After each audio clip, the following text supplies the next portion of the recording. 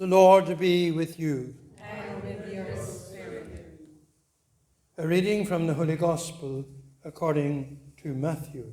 Glory to you,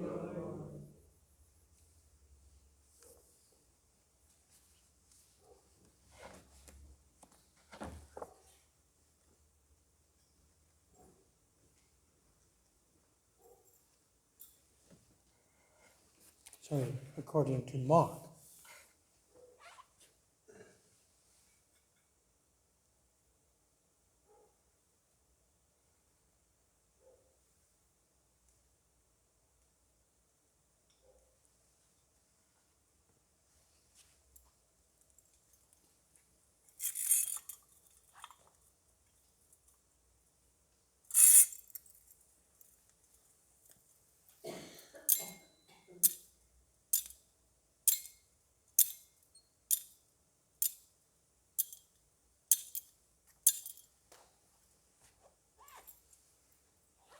When the Sabbath was past, Mary Magdalene and Mary, the mother of James, and Salome brought spices so that they might go and anoint him.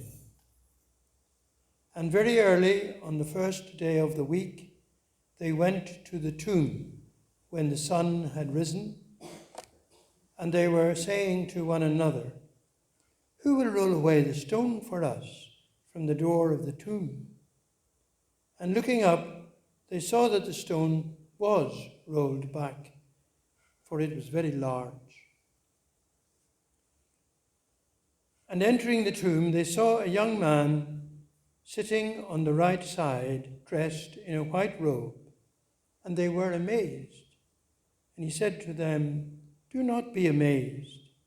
You seek Jesus of Nazareth, who was crucified? He has risen. He is not here. See the place where they led him. But go, tell his disciples and Peter that he is going before you to Galilee. There you will see him, as he told you." The Gospel of the Lord. Praise to you, Lord Jesus Christ.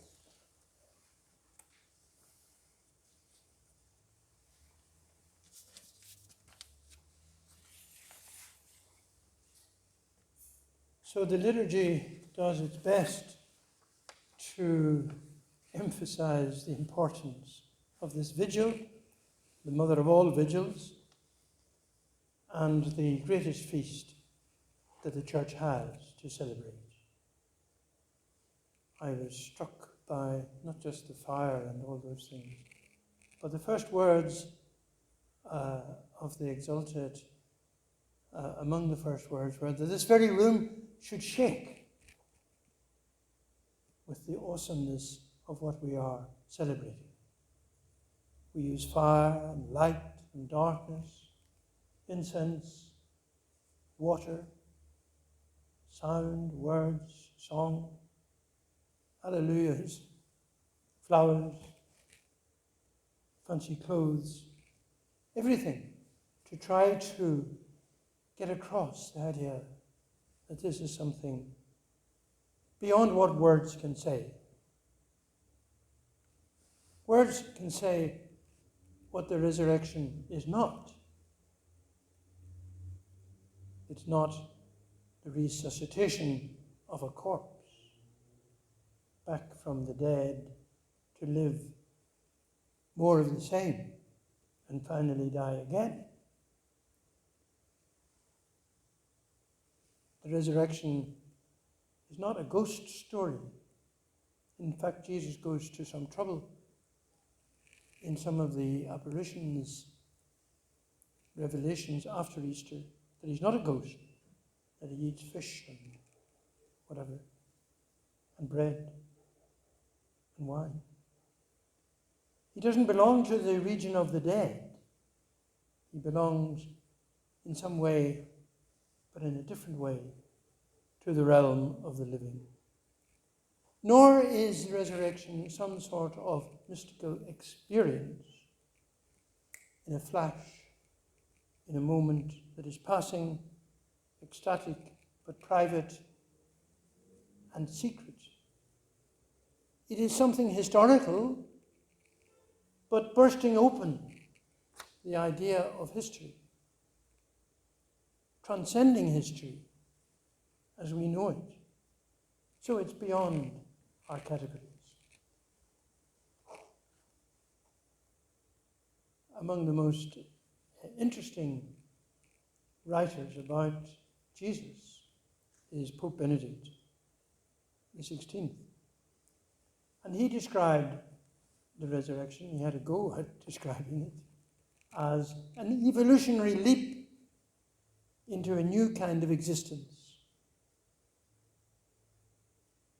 But it's a leap that we have no experience of before or since, except in the most fleeting of manners.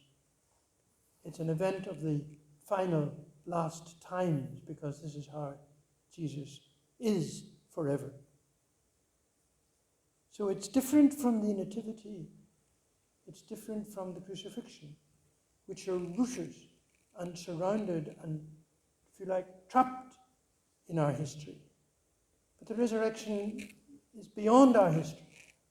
It has a footstep in our history. It really happened. He rose from the dead. But he rose to a new kind of life. And the only thing we can say is it's resurrection life. But what it actually implies is beyond us. But what shocks us, or should shock us, and to which we should never become accustomed, is the fact that we are invited to participate in the resurrection life already. To live the risen life, the new life. In Jesus, Paul said, there is a new creation. That's why we hear about the old creation tonight, because we're celebrating the new creation, far more wondrous and amazing and shocking than the first creation. A new way of life, a new morality, a new community, a new being. And so we join the great prayer of praise, praising the risen Lord in our Alleluia, but also giving thanks in our prayer for that to which we are all now called. May this Easter deepen that awe and that shock in us. Amen.